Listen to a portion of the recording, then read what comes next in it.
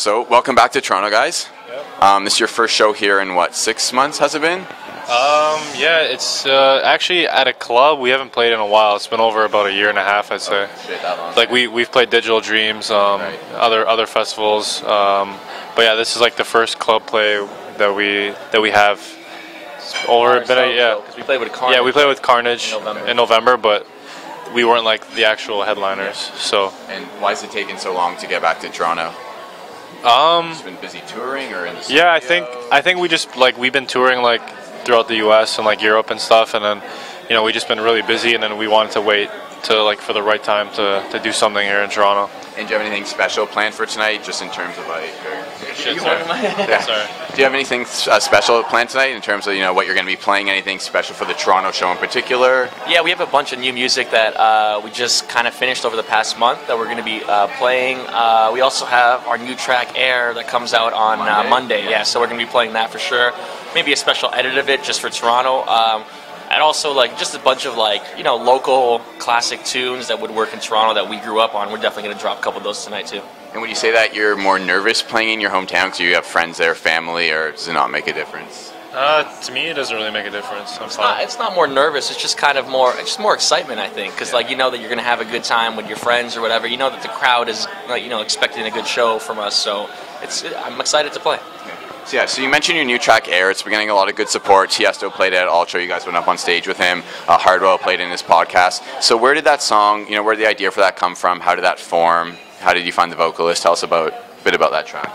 The melody actually started on an airplane, and that's why the original track was called Air. And so we sent it. We kind of just made the melody sitting side by side on these stupid headphone splitter. It sounded terrible. We weren't really doing anything serious, and we just kind of played the melody. We landed, and we kind of shelved it for a bit, and then I think about 4 or 5 months ago we came back to the track, and we're like, this is really good melody. Finished off the track within a week and sent it off to Delaney Jane, and she had a vocal for us in 2 days. Yeah, so she's really good. How did you find her originally? She's actually I found her through Sean Frank. Okay. He's also from Toronto, producer. Yeah. And he was sending us music and stuff, and then he's also a singer as well, I think he sings, but he produces. I think his singing name is something else, but I was just talking with him, and he was like, yeah, I'm friends with Delaney, and I sent him the Air track, and he also he's a writer as well, so I think they wrote the song, the lyrics together. So that's how we met Delaney, through Sean Frank. And Air, it's kind of like your last song for you in that it's kind of a bit more euphoric. It has vocals, more melodic, which is different than stuff like Ganja and Tune and Comin'. Yeah. So is this kind of something just new that you're playing around with, or is this a direction that you want to head in with all your music going forward? I mean, right before Tune and Comin' and Ganja, all our releases, all our remixes were very euphoric. It was all for Demons, for Hideaway, it was all very melodic and stuff. And I think what we did with Tune and Comin' and Ganja is we made tracks specifically for our sets, and people really started to like them, and so we put them out, and people really liked them. But I mean, we've always been on more of the progressive side, and so I think moving forward, I think you can expect most of our tracks to be more of the progressive style. But also with Air, for example, it works really well in a big room as well because it still hits hard. Right. So I think that's really what people can expect from us for the next few tracks that we have. And you've been putting out a lot of music recently, in the past few months. Recently, could we expect an album anytime soon? Is that in the cards? Or It's possible. We don't know when. We haven't thought about it. Not yet. Just a bunch of singles coming for now, but yeah, we can do an album soon. Yeah. So what's next after Air? Do you have the next track ready, or? Yeah, we're actually finishing up a couple tracks right now for the future. And then release date for the next one? No, the ones that we have a couple that are basically done that we're just going back and forth and finishing them up. Yeah. But then we have we're gonna release our Firestone remix soon. Yeah. And then we also did a remix for Zed, which I think we're gonna release for free. We're not. Track? You have to say, or? I Want You to Know. Okay. With Selena Gomez, so we really like this. So I think we might put that out maybe as a free download, possibly. And just because we like the track and we did it, and we asked him to send us the parts and stuff, and he sent it. So yeah. Cool. So take us back a bit, a few years ago. How did you guys go from, being at a Tiesto concert in the audience to being with Tiesto on stage at Ultra in just, a few short years? How did you, because you guys have had a pretty quick rise to fame, how did it all happen so fast?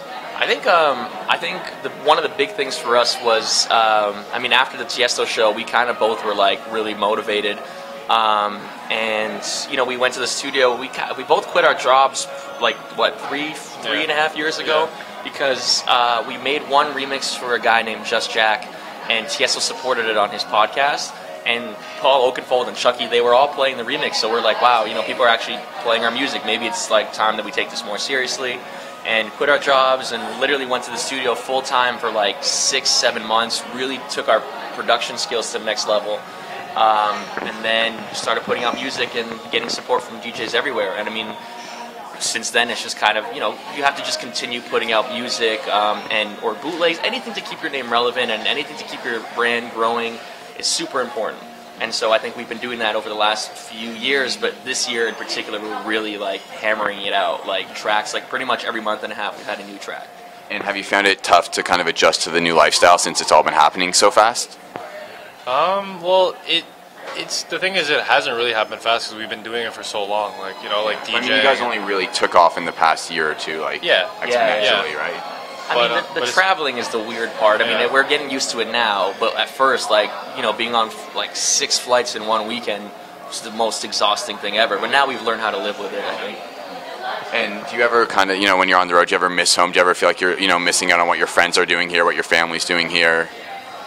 Or sometimes, I guess. Yeah, maybe for the family. I mean, we have friends since we've been so young, you know, so I'm sure all your friends are still right. going out partying at home. Exactly, yeah. Never miss that. But the good thing about that is because we played so many markets, like so many different cities, so many times. We've built great relationships with a lot of people in those cities. For example, we have great friends in New York. We have great friends in Miami, LA. We made a couple good friends on our last Europe trip as well. Like, so I mean, everywhere we go, we have friends that will always come out and we'll always have a good time with anyways. And of course we kind of miss Toronto every once in a while, but like you have good people everywhere in the world, right? So how often do you get to come back to Toronto on average, like per month? I mean, lately we've been here. We were here for 2 weeks, 2 weeks this month. But before that, the longest we had been home since the beginning of since like June. Yeah. We'd only been home for like 2 weeks max, and that was right around Christmas. Because I mean, we did a bunch of shows in the summer. We were living in LA. Then we did the Carnage tour, which was 2 months straight on a bus. Came home for maybe a week and started touring again, and then came home for Christmas. And then after Christmas, we did Europe, we did Asia, and then just finished up in March where we actually had some time off. So when you are back home, what are your favorite places to party in Toronto? Which clubs, which bars? I know you guys go to Lost and Found a lot, right? Yeah, I always go there. I like Lost and Found, EFS, Everly, Bar Wellington. What about places to play, like clubs? Club-wise? Oh, club-wise. Yeah. Like Uniun for sure. Yeah, I mean, Union's like if we want to go out and have listen to some good dance music, Union's the place usually. Yeah. And what about restaurants? Any favorite restaurants around Toronto? Oh, we have too many. Yeah. Many. I don't know. One of my favorite restaurants, maybe Gusto. Yeah. Gusto on King. I think my favorite place in all of Toronto is Jacob's, the steakhouse. Yeah, love Freaking amazing. Best steak in Toronto. So stupidly good. Like, it's so good. Yeah, so just before we wrap up, talk a bit about Tiesto and musical freedom and how much his label and him as a producer and DJ have helped you in your careers. I mean, him as a person, he's Tiesto. I mean, who else is more successful in the dance music world than Tiesto, right? He's been doing it for so long, been at the top of the game. It's kind of like a dream come true to have him as your mentor. Right, exactly. It's unbelievable. Exactly, and it's just I mean, he'll tell you little things that will change your career without even realizing. How often do you talk to him? Is it weekly, daily? Do you send him demos and stuff? Yeah, we talk to him weekly, because he is busy too, right? So it's sometimes you forget who he is and how busy he is. So we talk to him weekly, send him music, or just catch up as friends and stuff like that. And what about musical freedom as a label? Because you've released on several different labels.